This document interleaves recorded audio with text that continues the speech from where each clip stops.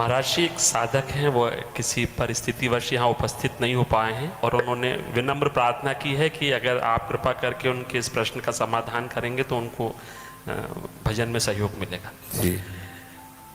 महाराज जी, इस अधम का प्रश्न ये है कि यदि पत्नी पति वंचक हो जावे पर पुरुष से रति करे तो क्या पति का क्या कर्तव्य है, क्या उसे साथ रखना चाहिए? पहला प्रश्न। आप पहले ही प्रश्न एक एक का, जैसे अपने को पता चल जाए कि अपनी जो पत्नी है वो धर्म विरुद्ध आचरण करके पर पुरुष से रति करती है, तो हमें चाहिए उसे प्यार पहले दे करके संभालना चाहिए।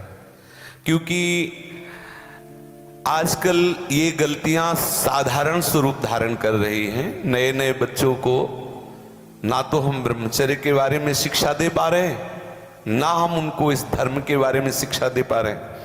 आज की जो नई पीढ़ी है, तो जैसे आज हमारा मन आया तो इस दुकान की वस्तु पाई, कल उस होटल की पाई, परसों उस होटल की पाई, ऐसे वो इन क्रियाओं को एक मनोरंजन समझने लगे हैं। कोई धर्मशास्त्र है वो ऐसा निषेध करता है, ये बात आज तक बच्चों तक पहुंच ही नहीं रही है। कितने ऐसे बच्चे हैं जो कहते हैं मुझे ये बात पता ही नहीं थी, और उनसे गलतियां, और कुछ ऐसे हैं कि प्रमादवश इन बातों को सुनते भी नहीं, मानते भी नहीं। अब क्या हुआ, जब उन बच्चों का ब्याह होगा तो उनका अभ्यास है। जैसे कोई एक बच्चा जब उससे परिचय प्राप्त हुआ तो उसने बताया हमारे 9 गर्ल फ्रेंड हैं। अब अपने लोगों के तो समय में मतलब ये तो अभी यही सुनने को मिलता है। ऐसा तो देहात में विशेष पवित्रता का ये भाव रहता है, ये कभी तो हुआ ही नहीं, ऐसा था ही नहीं। 30-40 वर्ष पहले ये सब बातें कभी सुनने को नहीं मिली। अच्छा, अब जब 9 हैं तो अब उनके भी कई होंगे बॉयफ्रेंड।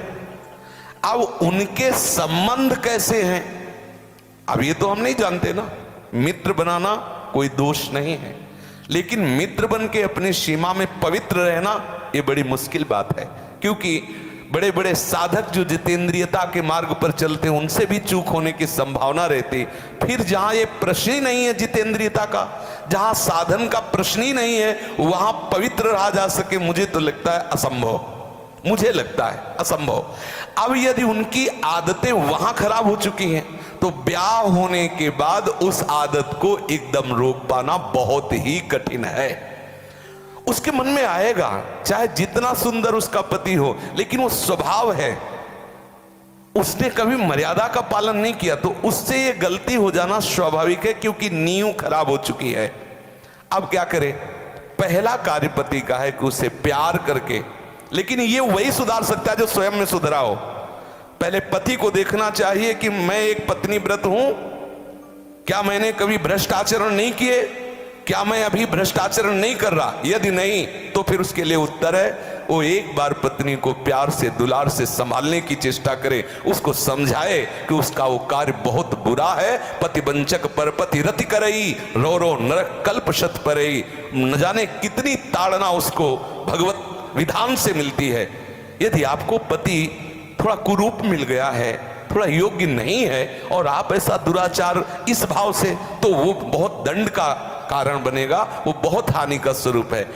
अब हमें उसके सुधार के लिए उसे प्यार देने की आवश्यकता है, उसे समझाने की आवश्यकता है। न जाने कितनी ताड़ना उसको भगवत विधान से मिलती है।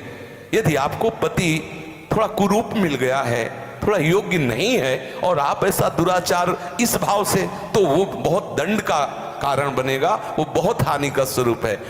अब हमें उसके सुधार के लिए उसे प्यार देने की आवश्यकता है, उसे समझाने की आवश्यकता है। उसकी आवश्यकता को हम महत्व दें, उसे प्यार के द्वारा। ऐसा नहीं है जो अंग खराब हो जाता है हम औषधियों के द्वारा उसे पुनः ठीक करते हैं। जब ऐसी स्थिति हो जाए कि पूरे शरीर में सड़न हो तो फिर कटवा देते हैं।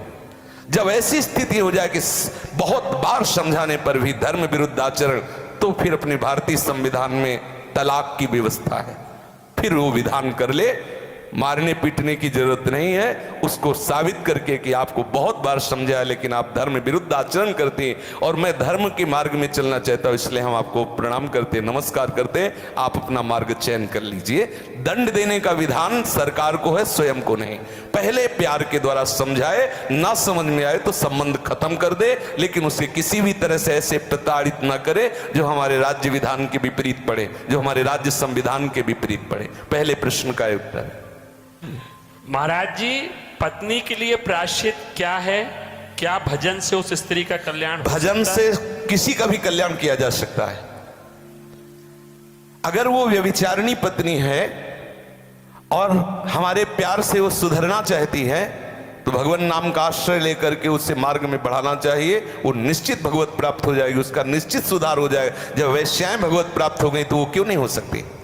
गलती किसी से भी हो सकती। पहले गलती देखने वाले को देखना चाहिए कि मेरे अंदर गलती है कि नहीं। यदि नहीं है तब ये प्रश्न आता है संभालने का। यदि है तो पहले आप अपने में ब्रेक लगाइए।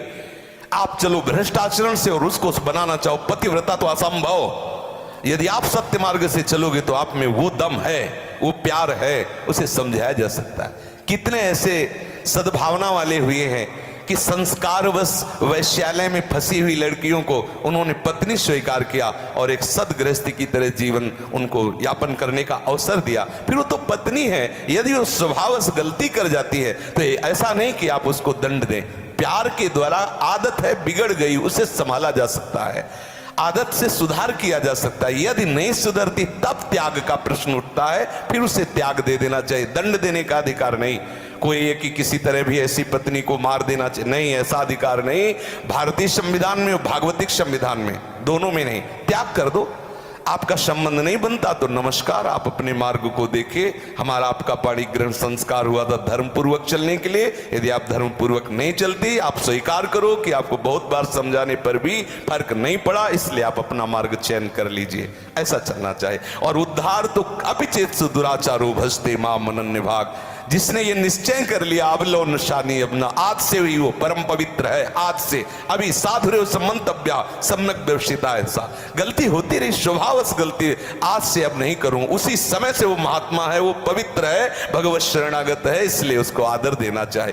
कल ये पापी था, ऐसी बात ध्यान करके हम उसका कभी अनादर न करें। कल भूल से उससे गलती हो गई, आज उसने निश्चय कर लिया अब नहीं करूंगा, उसे भरपूर प्यार। मुझे तो लगता है प्यार से पशु को अधीन किया जा सकता है तो स्त्री को क्यों नहीं अधीन किया जा सकता?